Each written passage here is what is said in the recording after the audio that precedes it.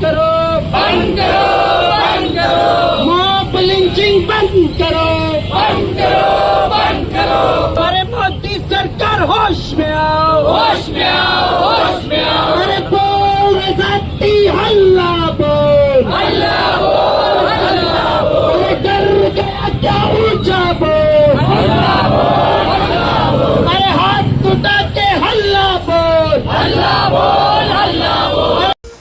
मुल्क में मुसलसिल रूनुमा हो रहे मॉब लिंचिंग के वाक़यात के ख़िलाफ़ social democratic party of India की जानिब से 12 जुलाई बरोज़ जुमा बाद नमाज जुमा मुस्लिम चौक गुलबर्गा पर ज़बरदस्त एहतजाजी मुज़ाहरा मुनज़्ज़म किया गया। एसडीपीआई के कायदीन ने मुज़ाहिरीन को मुखातिब करते हुए मॉब लिंचिंग के वाक़यात पर फौरी रोक लगाने का मुतालबा किया। एसडीपीआई कायदीन का कहना था कि मॉब लिंचिंग के वाक़यात मुनज़्ज़म अंदाज में किए जा रहे हैं। लोकसभा इंतखाबात के बाद मॉब लिंचिंग और मुसलमानों को खौफज़दा व हरासां करने के वाक़यात में मुसलसिल इजाफ़ा हो रहा है। एसडीपीआई के कायदीन ने कांग्रेस को सख्त तनकीद का निशाना बनाते हुए कहा कि मुसलमानों के वोट हासिल करने वाली कांग्रेस और दीगर अपोजिशन जमातें मॉब लिंचिंग और मुसलमानों को खौफज़दा व हरासां करने के वाक़यात के ख़िलाफ़ पार्लियामेंट में क्यों आवाज़ बुलंद नहीं कर रही हैं। एसडीपीआई के कायदीन का कहना था कि खातियों के ख़िलाफ़ किसी किस्म की कार्रवाई न किए जाने के नतीजे में शरपसंदों के हौसले बुलंद हो रहे हैं। मॉब लिंचिंग और मुसलमानों को खौफज़दा व हरासां करने के वाक़यात पर फौरी रोक नहीं लगाई गई तो एसडीपीआई की जानिब से एहतजाज में शिद्दत पैदा करने का इंतबाह दिया गया। सैयदा सादिया रियासती नायब सदर एसडीपीआई, मोहम्मद मोहसिन अब्दुर्रहीम पटेल, मोहम्मद दस्तगीर ज़िलाई सदर एसडीपीआई, अलीम इलाही के अलावा Afzal Mahmood secretary Karnataka Muslim political forum ने मुज़ाहिरीन को मुखातिब किया। देखिए, ऐसा है, लोकसभा इलेक्शन के बाद से तो हिंदुस्तान जो है वो दुनिया में पूरी सुर्खियों में बना हुआ है, क्योंकि बीजेपी गवर्नमेंट की जो अचीवमेंट्स हैं और जो कंट्रीब्यूशन है, गैर इंसानी कंट्रीब्यूशंस और इनकी achievements in crime and corruption, वो पूरा मुल्क देख रहा है, पूरी दुनिया देख रही है। खास तौर से लोकसभा इलेक्शन के बाद से बीजेपी बहुत खुल के आ गई है अपने उन विंग्स के साथ जिनको हम बोलते हैं गुंडे, ठीक है ना। ये आपके बजरंग दल हो कि आपके आरएसएस की और जो भी वीएचपी वगैरह हो, कि इन्होंने एक नया खेल शुरू कर दिया है। अब मैं समझती हूँ आने वाले दिनों में ओलंपिक्स में ये गेम जाएगा इंडिया की तरफ से, ये इंडिया का नेशनल गेम होगा, लिंचिंग। खास तौर से मुसलमान हर तरीके से अंडर अटैक है, दाढ़ी हो तो अंडर अटैक, टोपी लगाए तो अंडर अटैक, और मुसलमानों की औरतें हिजाब पहनती तो अंडर अटैक, घर भी अंडर अटैक, मस्जिद अंडर अटैक, मदरसा अंडर अटैक, हमारा खाना पीना, यहाँ तक कि हमारे फ्रिज वो भी अंडर अटैक है।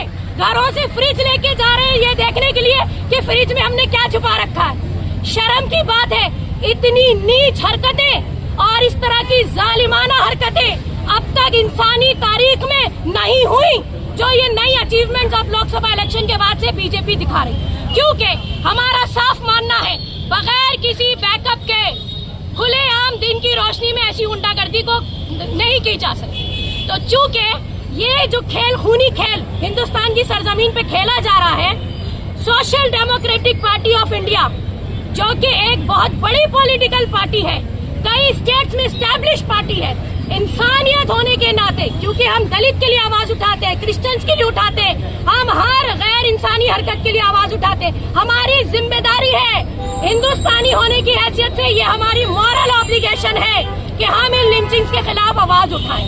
तो सबसे पहले सीधे सीधे बीजेपी को सवाल है कि ये बंद होना चाहिए, और नहीं बंद होता है तो फिर क्या?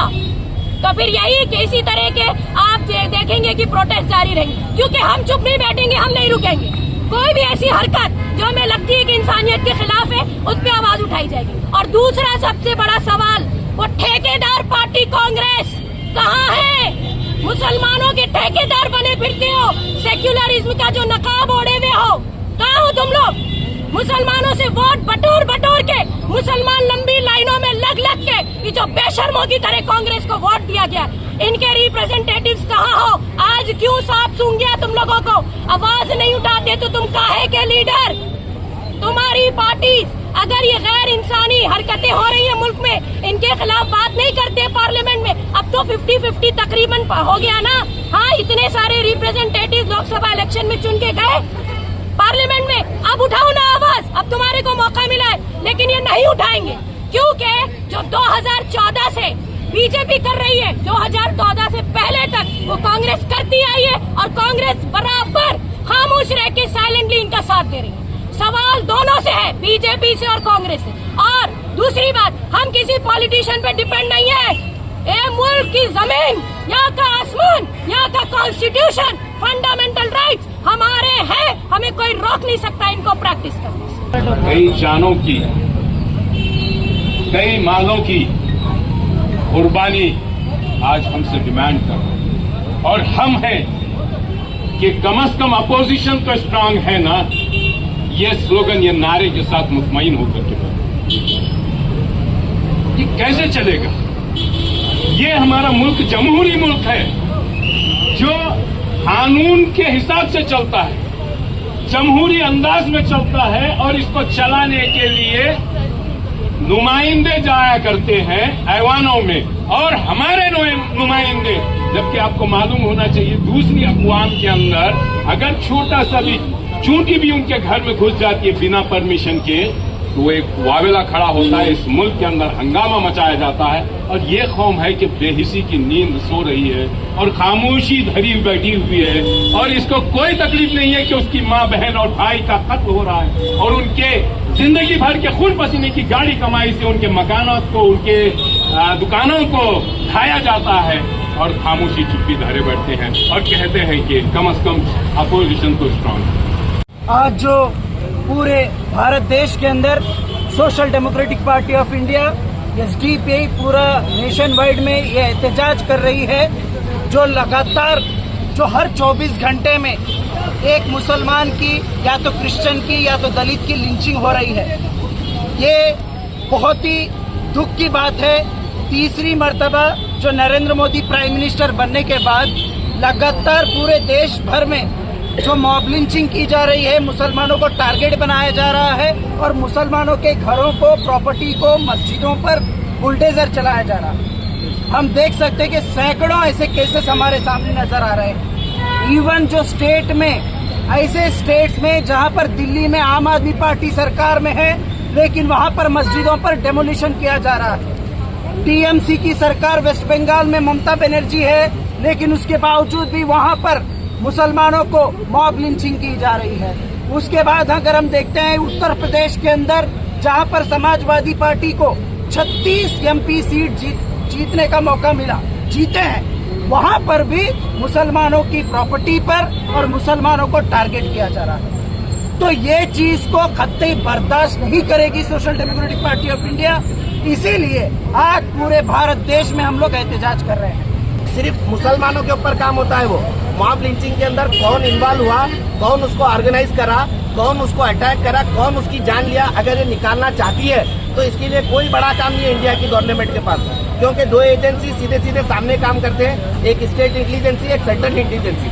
अगर समझो कहीं कुछ क्राइम होता है, वो 24 घंटे के अंदर ये लोग निकाल सकते हैं। लेकिन ये सरकार है और ये पॉलिटिशियन की सांठगांठ जो है बीजेपी की और ऑल इंडिया पार्टीज की जो है, ये सांठगांठ इसको मॉब लिंचिंग का नाम देती है। ये मॉब लिंचिंग नहीं हो सकती। वेल ऑर्गेनाइज टेररिस्ट गुंडे हैं जो टारगेट कर कर लोगों को मारते हैं। तो हमारा एक क्लियर आप लोगों को कहना है, खासकर हम कर्नाटक में हैं, तो कर्नाटक की गवर्नमेंट तो ये चाहते हैं कि इस तरीके से जो भी ऑर्गेनाइज होकर अगर काम करते हैं तो उनके खिलाफ एक कर्नाटक की गवर्नमेंट एक्शन लेना है। अगर आने वाले टाइम पे इस तरीके के अगर हम लोगों को यहाँ की गवर्नमेंट अगर कुछ मूछने का, कुछ छुपाने का काम करती है तो उसको हम कतई बर्दाश्त नहीं करेंगे। आज का ये एसडीपीआई की जानिब से जो एहतजाज मुनक़िद किया गया है, ये एहतजाज में मेरा जहाँ तक मानना है कि पूरे शहर को आना चाहिए। चाहे कोई भी पार्टी एहतजाज करे, चाहे कोई भी तंजीम एहतजाज करे, अगर वो हक की आवाज़ बुलंद कर रही है और अगर वो जुल्म के खिलाफ आवाज़ बुलंद कर रही है तो उसका साथ देना चाहिए। मुझे अफसोस है, ये शहर एक तारीख रखता है अपनी, वो तारीख एक इनकलाबी तारीख है। यहाँ से हर उस हसास मौजू पर जब कभी भी मुसलमानों के ताल्लुक से उनके खिलाफ जुल्म की बात आती है तो आवाज़ उठाई गई है, चाहे वो कोई भी मामला रहे। सिर्फ मॉब लिंचिंग का ही मामला नहीं, सिर्फ बुलडोजर चलाने का ही मामला नहीं, ये मामले हर दौर पे उठाए गए हैं। जब कभी भी मुसलमानों के ऊपर, चाहे वो हिंदुस्तान में जुल्म हो रहा हो, चाहे वो बैनुल अक़वामी सतह पर जुल्म हो रहा हो, चाहे वो फिलिस्तीन में जुल्म हो रहा हो, चाहे वो मिस्र में जुल्म हो रहा हो, चाहे वो किसी और मुल्क में जुल्म हो रहा हो, उसके खिलाफ में आवाज़ उठाई गई है और मजबूती से अपनी बात रखी गई है। आज अफसोस होता है, आज हमें अफसोस इस बात का होता है कि यहाँ से जब आवाज़ उठानी चाहिए, जब हमारे मसाइल पर आवाज़ उठानी चाहिए, तो हम लोग सीधा अंदाज में आज मजबूर हो रहे हैं कि यहाँ पर इकट्ठा होने के लिए भी हम लोगों को जद्दोजहद करनी पड़ रही है। क्या खूब होता, क्या बहुत अच्छा नहीं होता कि ज़्यादा से ज़्यादा तादाद में यहाँ पर आज लोग शामिल होते। लोगों को तो इस बात का एहसास भी नहीं लगता है कि पूरे मुल्क में जब से ये हुकूमत आई है, जब से ये इलेक्शन ख़त्म हुए हैं और रिजल्ट आया है, मुसलमानों ने 6%, 5 से 6% ज़्यादा तादाद में बाहर निकलकर वोट डाला है। इसका खामियाजा भुगतना पड़ रहा है मुसलमानों को।